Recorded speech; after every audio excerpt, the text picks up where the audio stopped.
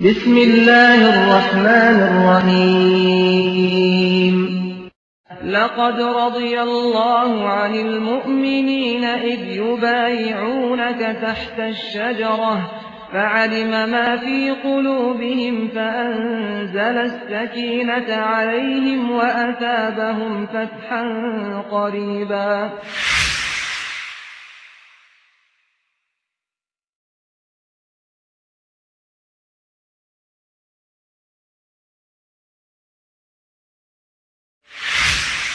سیدنا عثمان کے نام پر اپنے بیٹوں کے نام رکھنے والوں، سیدنا عثمان کے ایمان جیسا ایمان بھی تو بناؤ کہ نبی کی بات پھر قیامت میں کسی بات اس نبی کی بات سے ٹکرا جائے، دنیا کے ہر بندے کی بات کو ٹھوکر مار دو، محمد کی بات کو سینے سے لگا لو۔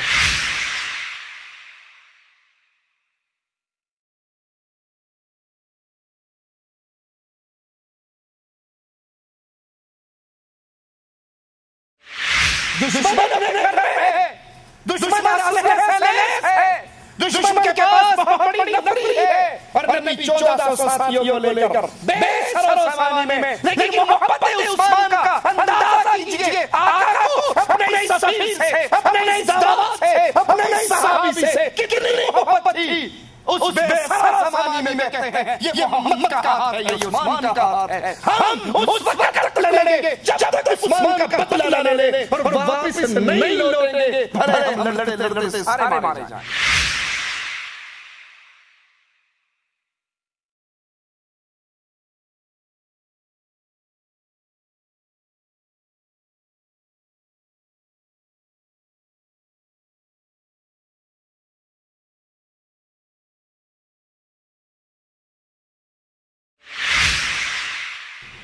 کیونکہ کافر ہے تو کرتا ہے شمشیر پہ بھروسہ، مومن ہے تب ملتا ہے سپاہی۔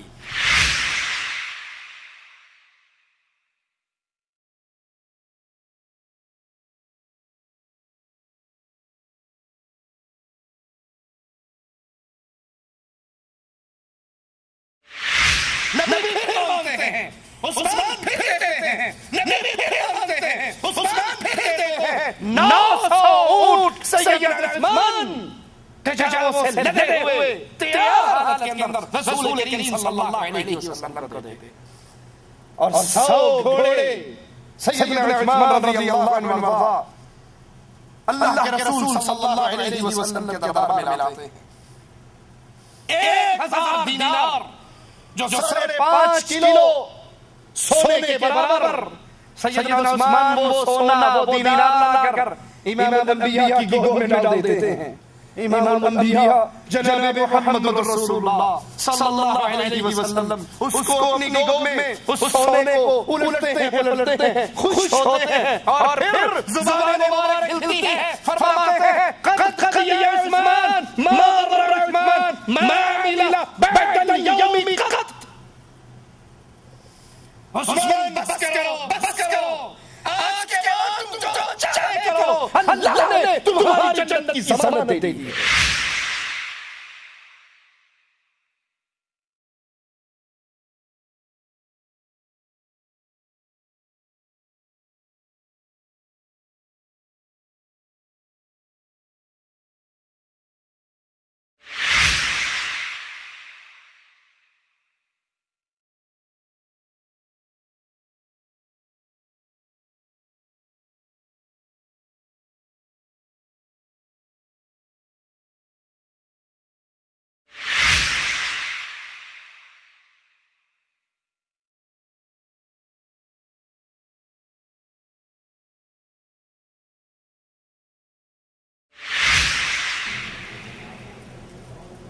إن الحمد لله نحمده ونستعينه ونستغفره ونعوذ بالله من شرور أنفسنا ومن سيئات أعمالنا، من يهده الله فلا مضل له ومن يضلل فلا هادي له، أشهد أن لا إله إلا الله وحده لا شريك له وأشهد أن محمدا عبده ورسوله، أما بعد فإن خير الحديث كتاب الله وخير الهدي هدي محمد صلى الله عليه وسلم وشر الأمور محدثاتها وكل محدثة بدعة وكل بدعة ضلالة وكل ضلالة في النار.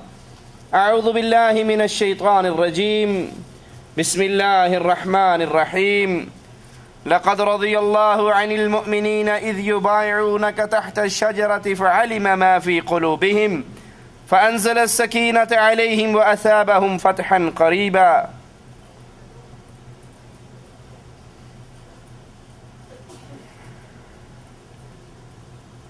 اللہ مالک کی توفیق سے آج اس ذات کا تذکرہ سنیں گے جن کو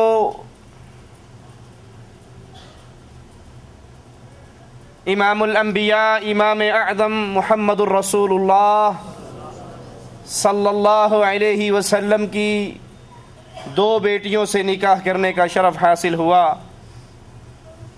ان کا نام عثمان، کنیت ابو عبداللہ، لقب ذی النورین، دو نوروں والے. رسول کریم صلی اللہ علیہ وسلم کے ان 10 خوش نصیب ساتھیوں میں آپ کا شمار جن کو اللہ کے حبیب علیہ الصلاۃ والسلام نے اس دنیا میں رہتے ہوئے جنت کی خوشخبری عطا کی. آپ چلتے اس دنیا پر تھے، رہتے اس دنیا پر تھے، اور اللہ کے نبی علیہ الصلاۃ والسلام نے اللہ کی جنت کی خوشخبری آپ کو عطا کر دی تھی. مسلمانوں کے تیسرے خلیفہ راشد اور یہ ابو بکر صدیق رضی اللہ عنہ وارضا کے قریبی دوستوں میں حضرت عثمان رضی اللہ عنہ وارضا کی خالہ پہلے ہی مسلمان ہو چکی تھی. ایک دن اپنی خالہ کے گھر جاتے ہیں. خالہ ان کو دین اسلام کی دعوت دیتی ہیں اور کہتی ہیں بھانجے وہ دین جو محمد صلی اللہ علیہ وسلم لے کر آئے ہیں وہ دین حق ہے، نجات اور بہتری اسی میں ہے کہ تو بھی اس دین کو قبول کر لے. حضرت عثمان خالہ کی باتوں سے متاثر ہوتے ہیں. پھر حضرت ابو بکر صدیق رضی اللہ عنہ وارضا سے ملاقات ہوتی ہے اور اس ملاقات پہ اپنی خالہ کی باتوں کو دہراتے ہیں. تو ابو بکر صدیق رضی اللہ عنہ وارضا فرماتے ہیں اللہ کی قسم عثمان تیری خالہ نے جو کہا ہے حق کہا ہے. حضرت عثمان رضی اللہ عنہ وارضا ان کا دل اسلام کے لیے کھل جاتا ہے. رسول کریم صلی اللہ علیہ وسلم کے پاس تشریف لاتے ہیں، لا الہ الا اللہ کا اقرار کرتے ہوئے اپنا ہاتھ جناب محمد کریم صلی اللہ علیہ وسلم کے ہاتھوں میں دے دیتے ہیں. آپ کے چچا کو پتہ لگتا ہے کہ عثمان رضی اللہ عنہ وارضا اہل ایمان کی صف میں شامل ہو گئے، محمد کریم صلی اللہ علیہ وسلم کے ساتھیوں میں شامل ہو گئے.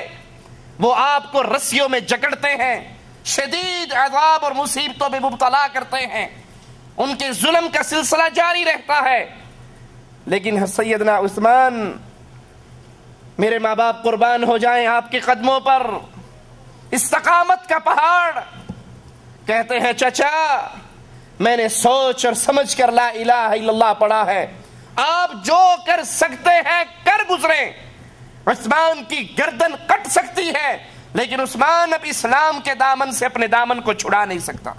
میں لا الہ الا اللہ محمد رسول اللہ کا اقرار کر کے اللہ کے نبی صلی اللہ علیہ وسلم پر ایمان لے آیا ہوں. آپ مار سکتے ہیں مار لیجئے، جو چاہے کر لیں، آپ ہر طرح کے ظلم مجھ پہ کر سکتے ہیں لیکن میرا دامن اب اہل ایمان میں شامل ہو چکا ہے، میں مسلمان ہو چکا ہوں، میرے دل سے ایمان کی غیرت کو نہیں نکال سکتے.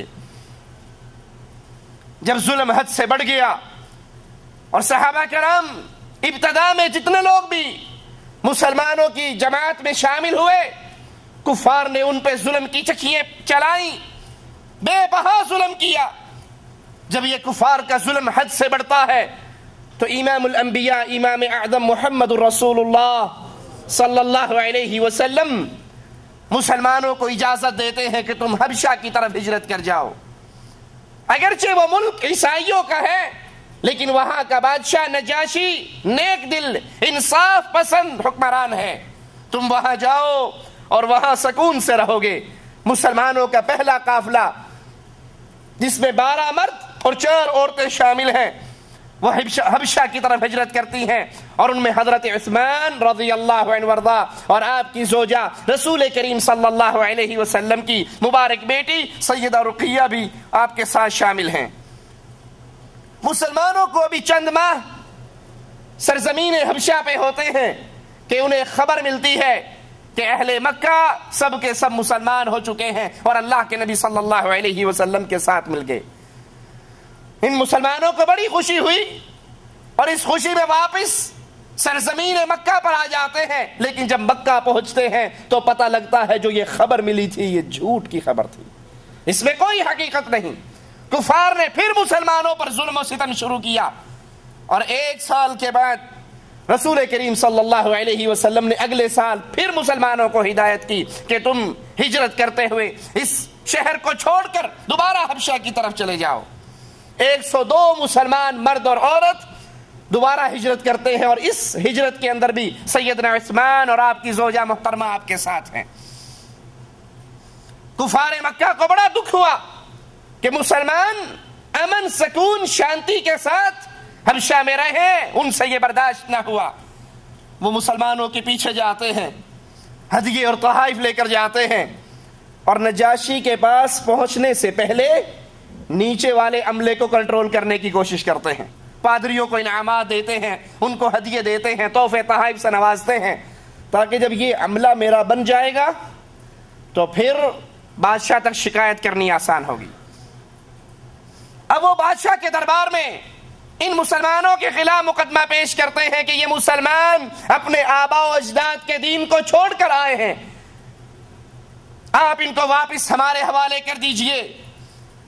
نجاشی مسلمانوں کو بلاتا ہے, ان سے صورتحال پوچھتا ہے. مسلمان جواب میں کہتے ہیں اے بادشاہ ہم شراب پیا کرتے تھے, ہم زنا کرتے تھے, ہم چوریاں کرتے تھے, ہم ڈاکے ڈالتے تھے, ہمارے اندر ساری برائیاں تھی, یہاں تک کہ اللہ عز و جل نے اپنے ایک بندے کو رسول بنا کر ہماری طرف بھیجا جس نے ہمیں برے کاموں سے روکا, ہمدردی کا سبق دیا, لوگوں کے حقوق پامال کرنے سے ہمیں روکا.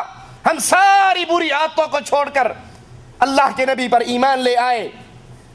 جب کافروں نے دیکھا کہ یہاں دال نہیں گلنے والی اور ہمارے سارے حربے فیل ہیں, وہ کہتے ہیں